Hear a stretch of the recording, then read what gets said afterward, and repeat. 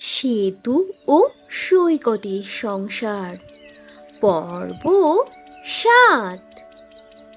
সৈকত হঠাৎ করেই পরীকে দেখে তো ভীষণ অবাক হয়ে যায় আর খুবই উত্তেজিত হয়ে পরীকে জিজ্ঞাসা করে কে সে। তখন পরী নিজের পরিচয় দিয়ে বলে, তুমি যে অসুস্থ পাখিটাকে সযত্নে গাছে বসিয়ে দিয়েছিলে সেই পাখিটাই আমি ছিলাম। আসলে আমি ছদ্মবেশে ঘুরতে খুবই পছন্দ করি।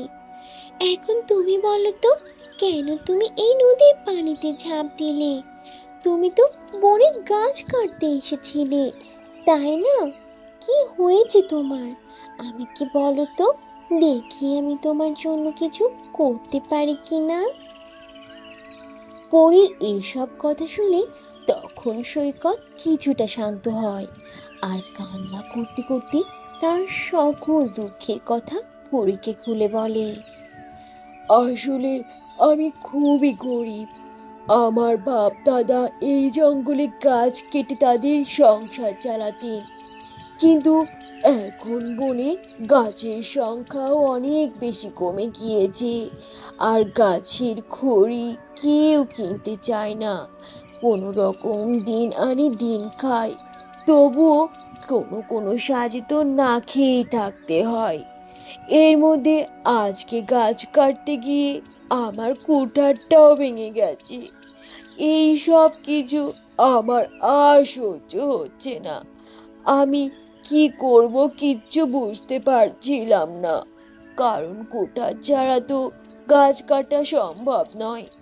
আর ডাল না কাটতে পারলে আমার পেটে তো ভাতও যাবে না। এসব ভাবতে ভাবতে আমি দিক বিদিক জ্ঞান হারিয়ে ফেলি, আর সেজন্যই আত্মহত্যা করতে চেয়েছিলাম। নদীর জলে ঝাঁপ দিয়ে আমি নিজেকে শেষ করে দিতে চেয়েছিলাম। সৈকতের এই সকল কথা শোনার পর পরীর ভীষণ কষ্ট হয় সৈকতের জন্য।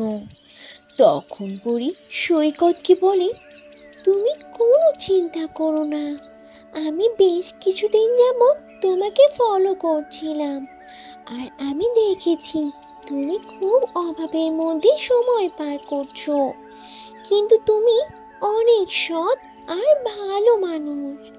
আর আমি ভালো মানুষদের সাথে কখনোই খারাপ কিছু হতে দেই না, তাই তুমি একদম চিন্তা করো না, আমি তোমাকে অবশ্যই সাহায্য করব আমার পক্ষ থেকে। তাহলে বন্ধুরা, সৈকতের দুঃখের দিন কি এবার শেষ হয়ে যাবে? আর সৈকতের জীবনে এবার তাহলে অনেক খুশি চলে আসবে? গল্পের সবটা দেখতে সাথেই থাকো। তো বন্ধুরা, এই ছিল আজকের গল্প। গল্পটি থেকে কি শিক্ষা পেলে তা অবশ্যই কমেন্ট করে জানাবে, আর ভালো লেগে থাকলে একটা লাইক করে দেবে।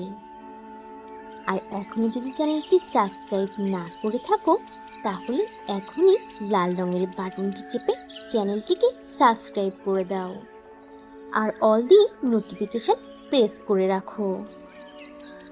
তাহলে বন্ধুরা, আজ এখানেই শেষ করছি। আবার দেখা হবে নতুন কোনো ভিডিওতে, নতুন কোনো গল্প নিয়ে। সে পর্যন্ত তোমরা সবাই ভালো থাকবে আর নিজেদের প্রতি খেয়াল রাখবে। আল্লাহ হাফিজ।